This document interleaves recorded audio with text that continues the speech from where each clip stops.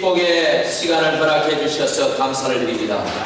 오늘 이 자리에 나온 모든 주의 자녀들을 축복하여 주시고 하늘의 문을 여시서 하늘에 속한 신령한 복으로 복 주시며 한량없는 주의 은혜로 충만케 해 주시옵소서. 하나님, 오늘도 주의 말씀을 듣습니다.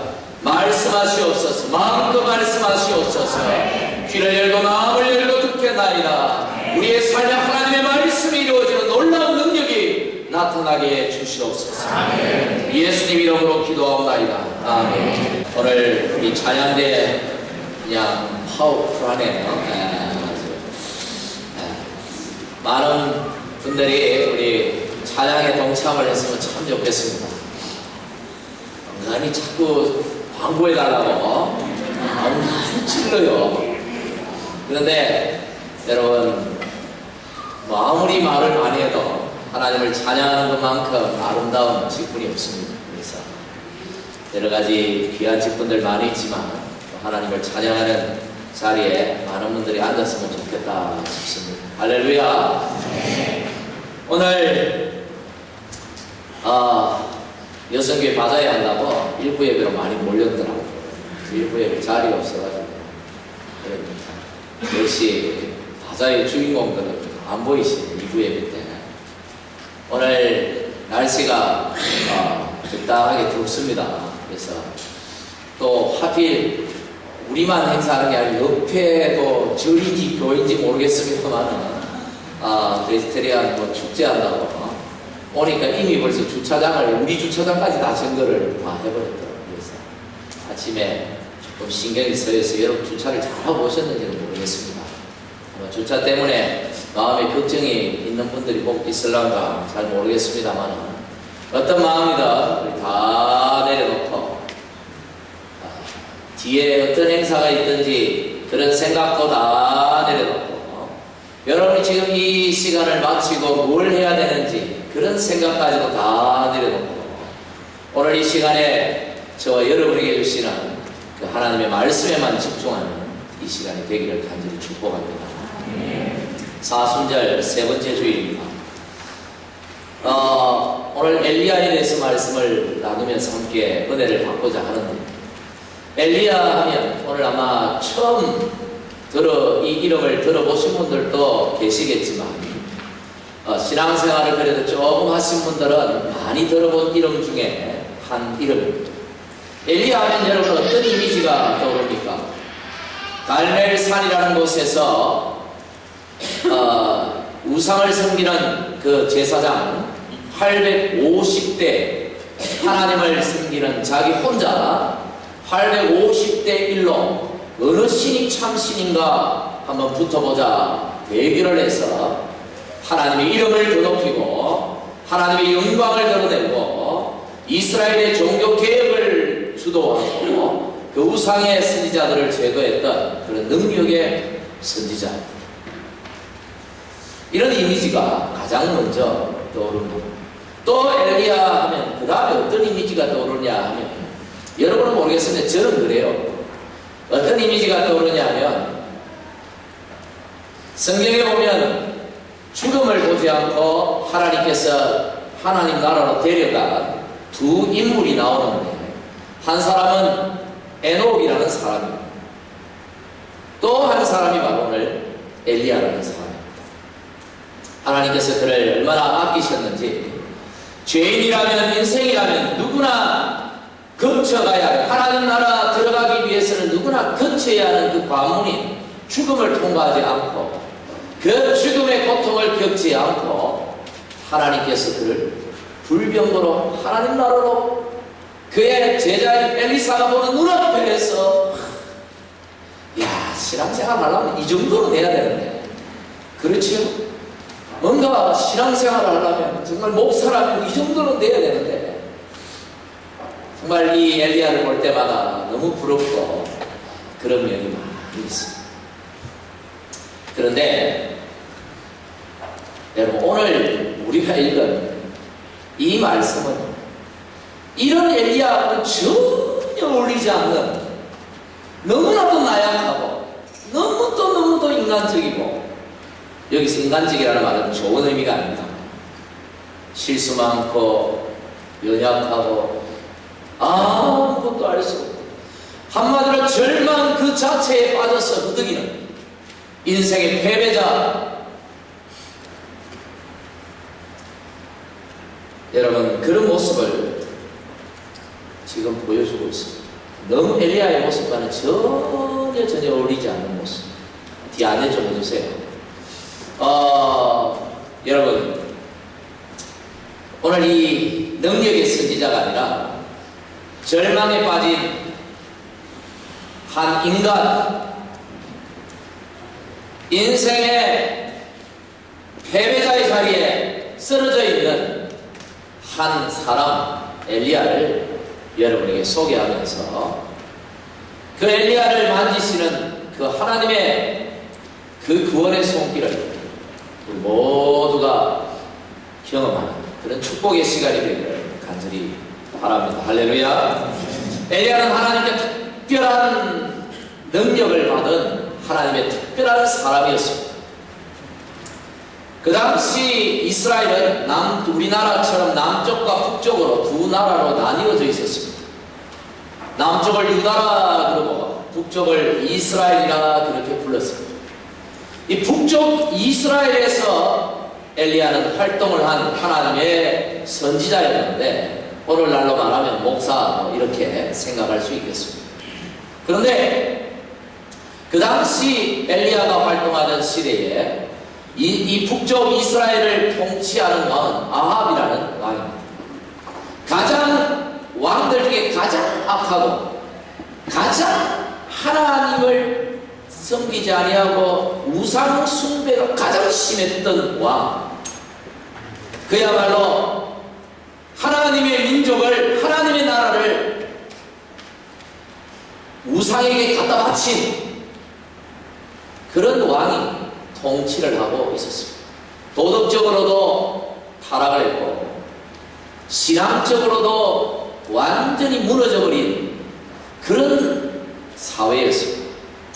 이 시대에 하나님께서 이 하나님의 나라 이스라엘을 다시 영적으로 부흥시키기 위해서 세우신 하나님의 사람이 누구냐 하면 바로 오늘 본문에 등장하는 주인공 엘리야라는 선지자입니다.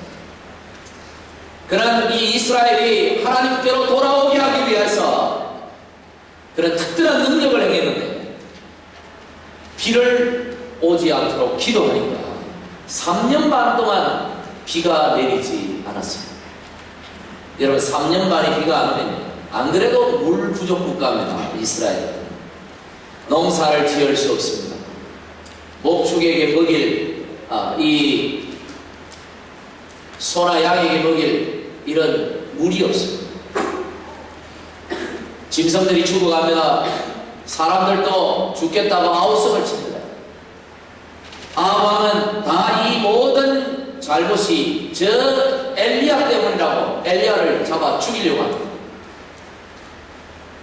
그러나 엘리야가 그런 능력을 행한 것은 그런 고통 가운데 하나님을 찾고 이스라엘이 하나님께로 돌아오도록 하기 위한 하나의 경고였습니다. 너무 잘 나가면 하나님을 떠납니다. 오늘날 그 많은 성도들이 잘 되면 기도의 자리에 나오지 않습니다. 그러나 고통이 찾아오고 환난이 찾아오면 억지로라도 기도의 자리에 앉습니다. 답답하니까 하나님 앞으로 나옵니다. 여러분, 그게 은혜인 줄 여러분 믿으시기를 바랍니다. 창피한 일이 아니고 그게 은혜. 하나님은 때때로 우리의 고난과 우리의 삶의 시련을 주시는 이유가 여러분을 사랑하사 여러분을 하나님의 은혜의 자리로 이끌기 위하여, 하나님 자녀의 자리로 돌아오게 하기 위하여 때때로 그런 방법을 사용하기도 하십니다. 엘리야를 통하여 이스라엘의 그런 방법을 사용하셨습니다. 그리고 엘리야는 3년 반이 지나자 이 우상을 섬기는 이 우상 숭배를 주도했던 그 우상의 제사장 850인을 갈멜산에서 죽여버립니다. 제거합니다. 그리고 왕과 백성들이 보는 앞에서 참 신은 오직 여호와 하나님 한 분뿐이시라는 것을 하늘에서 불이 내리는 그런 놀라운 기적을 통하여 모두에게 보여줍니다. 그리고 비를 오게 만듭니다. 여러분 대단하죠? 이런 놀라운 개혁을 이 이스라엘 땅에서 했던 사람이 이 엘리야인데, 여러분 결과가 어떻게 되는가? 그 이후에, 그 이유가 궁금하잖아요. 이쯤 되면 왕도 깨닫고 신하들도 정치가들도 깨닫고 온 백성들도 깨닫고 회개하고 하나님께 나와 하나님을 예배하고 그들의 삶을 회개하면서 하나님이 기뻐하시는 삶으로 그들이 돌아와야 하는데, 결과는 정반대였다는 거죠. 조금도 달라지지 않았습니다. 엘리야가 자기 목숨을 걸고 개혁을 했는데, 신앙개혁, 종교개혁, 이스라엘의 개혁을 시도했는데 조금도 변화되지 않는 왕은 그대로 악하고, 백성들도 자기를 따르기보다는 여전히 왕을 따르고, 하나님께 돌아오기는커녕 오히려 여전히 우상 숭배에 빠져있고, 심지어 왕비인 이세벨은 이 엘리야를 잡아 죽이려고 군대를 동원해서 온 나라 구석구석을 이 엘리야를 찾아 죽이기 위하여 찾아다니고 있습니다. 여러분 이쯤 되면 오늘 성경에 엘리야가 절망할 만합니다.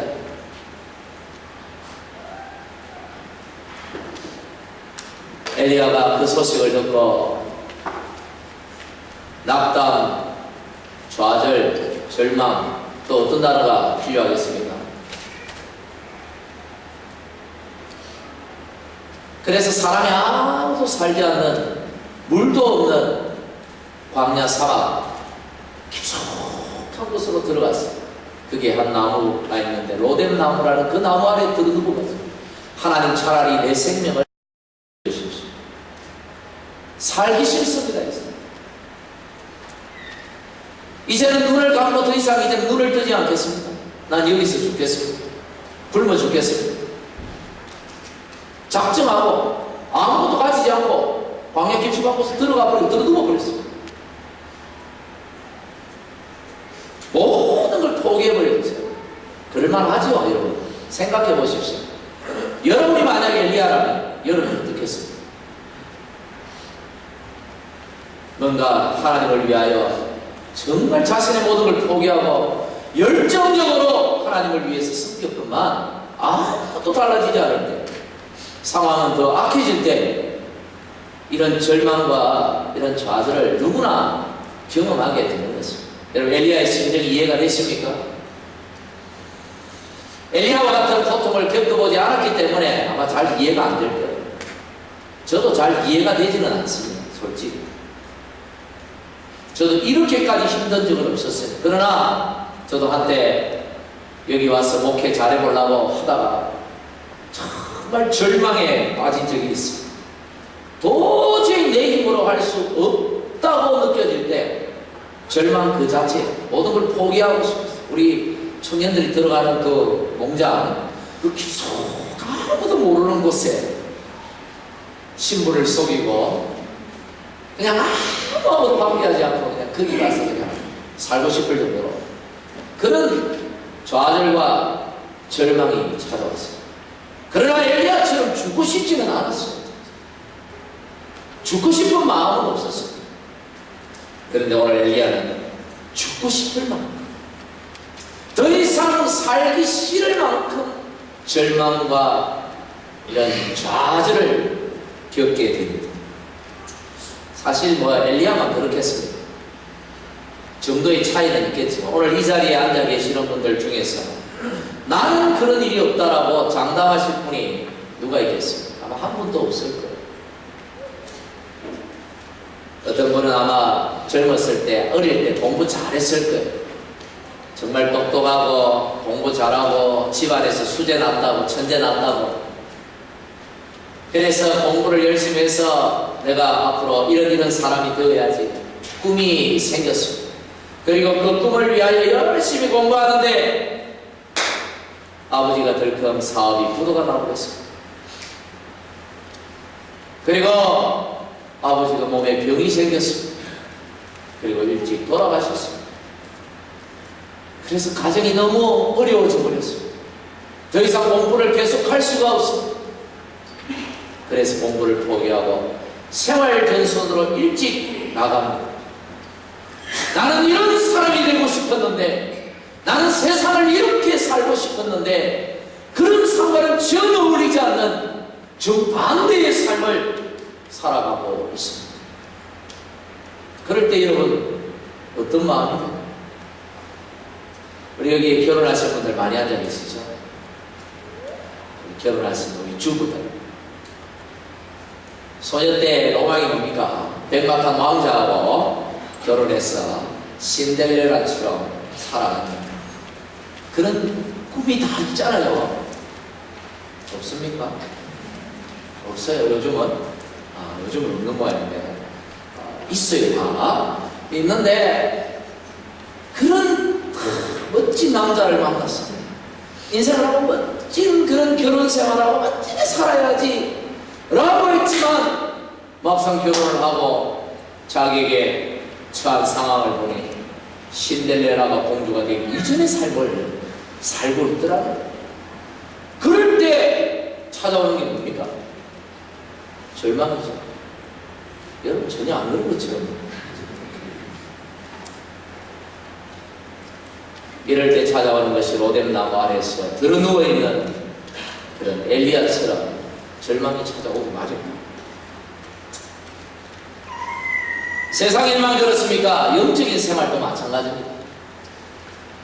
항상 믿음은 좋은 게 아니죠. 엘리야와 같이 성령 충만한 사람, 능력의 사람, 하나님 인정받는 사람, 뭐든 기도하면 다 이룰 수 있는 사람, 이런 사람도 오늘 절망과 좌절에 빠져서 죽고 싶다고 하는데 저와 여러분 같은 사람이야 오죽하겠습니다.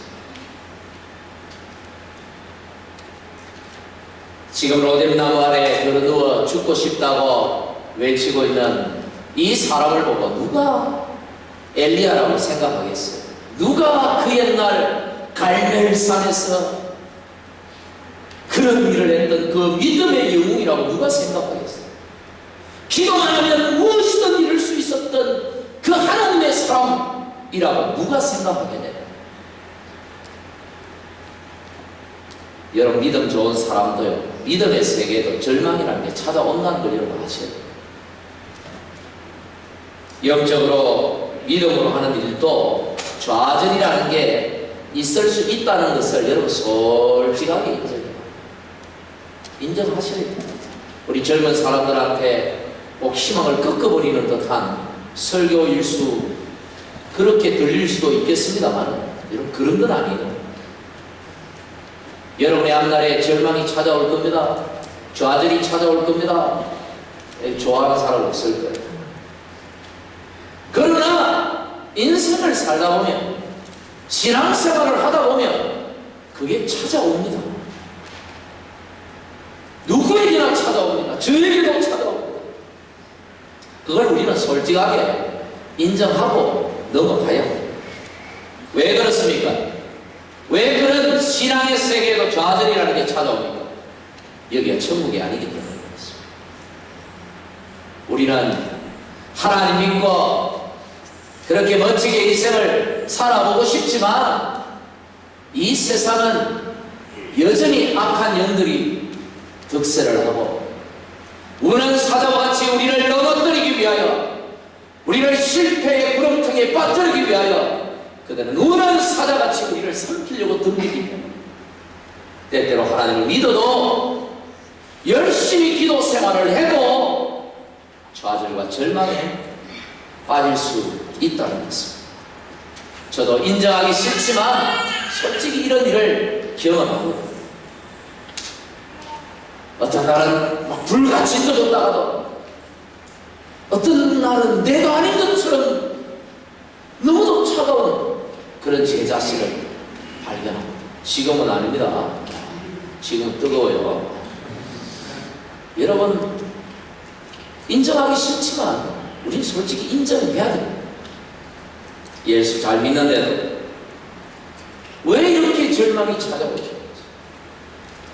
하나님을 온전히 신뢰하는 믿음 없이는 절대로 이 절망을 여러분 돌파할 수 없는 그런 세상에 우리가 살아가고 있기 때문에 그런 것입니다. 하나님이 이런 사람들을 어떻게 다루십니까? 오늘 엘리야를 어떻게 다루고 계시냐. 첫째는 보니까 천사를 보내서 5절에 그를 어루만지셨다 그랬습니다.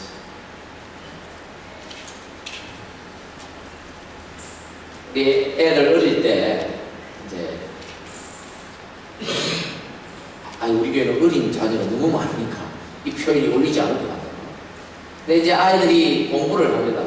이제 중학교만 들어가고 하이스쿨만 들어가도 이제 공부를 제법 하거든요. 그리고 아주 중요한 시험이 있으면 자기 따라 좋은 성적을 한번 받아보려고 밤을 새워서 공부를 한번 해보려고 아주 용기가 좋죠.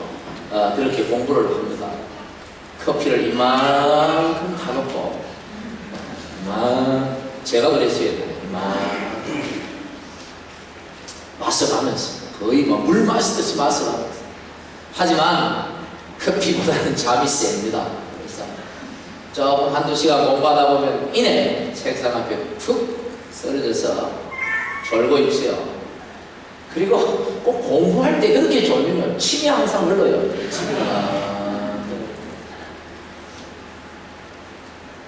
그런 아이가 그렇게 공부하다가 지쳐서 자고 있는 모습을 엄마가 이렇게 보면 참 마음이 딱하죠.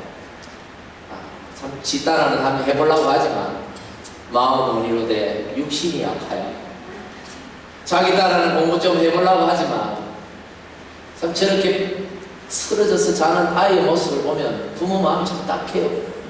그래서 가서 머리를 이렇게 쏟아줍니다. 그리고 침을 닦아줍니다. 아이를 안고 침대에 누이고 이불을 덮어주죠. 내일 시험을 망칠지언정 자기 쉬기라. 오늘 이 천사를 보내어 하나님께서 엘리야를 만지시는 그 모습이 바로 부모가 아이를 만지듯이 그런 모습이죠. 하나님의 사람, 하나님이 특별한 능력을 부어서 하나님의 특별한 일을 위해 쓰임받던 엘리야였지만 그 상황 앞에 좌절하고 절망한 채 드러누워 죽겠다고 이제 나 눈 안 뜨겠다고 드러누워 있는 그 엘리야의 모습을 하나님이 이렇게 보시니까 마음이 참 처근하고 불쌍히 여겨지더라고요. 하나님께 보시고. 그래서 하나님이 천사를 보내서 그를 어루만지시고 그를 위로하고 그를 쉬게 하시는 그런 장면이 오늘 본문의 말씀인 것입니다. 절망 가운데 빠져있는 엘리야를 어루만지시는 것입니다. 그런데 오늘 여러분 본문을 보십시오. 하나님이 엘리야를 꾸짖지 않습니다. 야, 너는 하나님의 선지자야. 너가 지금 뭐하고 있는 짓이냐? 네가 지금 어른됐네 지금 이렇게 자빠져서 누워가지고 죽겠다고 음살 부리고 있냐? 못 일어나? 눈 안 떠? 이렇게 윽박 지르지 않았습니다. 야단치지 않았다는 말이에요. 나무라지 않았다는 말이에요. 그 상황을 보면서 그저 하나님은 천사를 보내서 그냥 어루만지기만 보입니다. 여러분, 이게 얼마나 은혜가 되는지 몰라요. 이 말씀을 생각할 때 얼마나 이게 은혜가 되는지요. 저도 목사잖아요. 저도 하나님께서 부르셔서 이 자리에 섰다고 믿어요. 하나님께서 저에게 사명을 주시고 감당해야 할 일들이 너무나 많은데 때때로 그거 잊어버리고 생각하기도 싫어. 그냥 어두운 방에 책상에 앉아서 풀이 죽어서 탁 멍하게 있을 때 하나님, 야 이 목사야, 이거 그래가 되겠냐? 정신 안 차려? 이게 목사 만들어 놨더니 이게 정신 안 차리고 말이야, 이게 죽고 싶어? 눈 안 떠? 이렇게 하신다면 제가 소망이 없어요. 저도 인간인데, 저도 사람인데, 그런데 나무라지 아니하시고 바람만 놔주세요. 때때로 꿈을 통하여, 때때로 천사 같은 우리 성도들의 손길을 통하여 위로하시고 어루만져 주실 때 다시 용기를 내고 힘을 내고 있습니다. 이게 얼마나 소망이 되는지 모릅니다. 우리는 때때로 하나님은 나무라지 않는데 교회 직분자들을 바라보면서 나무랄 때가 있어. 집사가 왜 저래? 아니, 권사가 왜 그래? 셀 리더가 뭐 주래? 뭐 주답이야?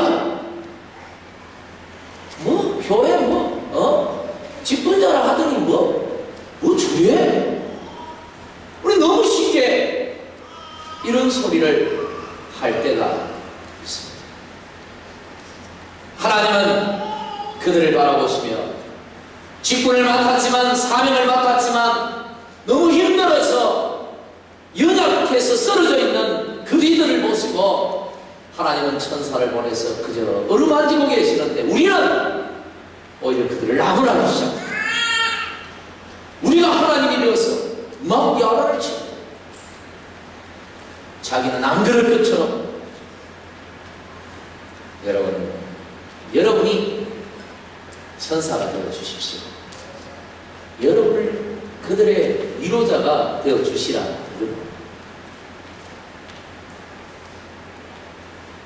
천사의 손은 많은 것을 포함하고 있습니다. 하나님이 홀로 죽고 싶다고 외치는 그 엘리야에게 손을 내미시고, 나는 네 편이다. 너와 함께 있잖아. 힘들지? 힘들어. 내가 있다. 여러분, 그 엘리야를 하나님께서 그런 모습으로 찾아가셨다는 사실, 오늘 절망 가운데 있는 저와 여러분에게 얼마나 위로가 되는지. 할렐루야. 또 하나님은 엘리야에게 이제 힘을 북돋아 주십니다. 일어나라. 먹어라. 일어나. 빨리 먹어. 이게 아니에요. 이런 식이 아니에요. 너무나도 따뜻한 음성, 너무나도 부드러운 음성, 그 소리를 듣고는 일어나지 않을래야 일어나지 않을 너무도 미안한 소리, 미안한 마음이 들 수밖에 없는, 때때로 그럴 때가 있어요. 지쳐있을 때 어떤 성도가 찾아와서 뭔가 따뜻한 위로의 말을 전할 때 도대체 이분을 보고 부끄러워서 목사가 주저앉아 있을 수 없는 그런 상황이 있어요. 참, 내가 일어나야지. 내가 이분을 보고서라도 내가 일어나야지. 그럴 때 있죠. 그런 따뜻한 음성으로 주님이 엘리야를 찾아오셔서 그를 일으키시, 그에게 필요를 채워주셨다. 마지막으로 엘리야에게 절망하지 말라고 가르쳐 주셨어요. 이 절망에 굴복하지 말라고 그에게 명령하셨어요. 엘리야야, 너는 저 하나님의 산 호렙에 가야 한다. 가서 다시 사명을 새롭게 하고 능력을 받아서 다시 이 이스라엘로 돌아와 이 이스라엘에 죽어가는 이 백성들을 살려야 한다. 너가 해야 할 일이야. 그러니 다시 먹고 힘을 내라. 포기하지 말라.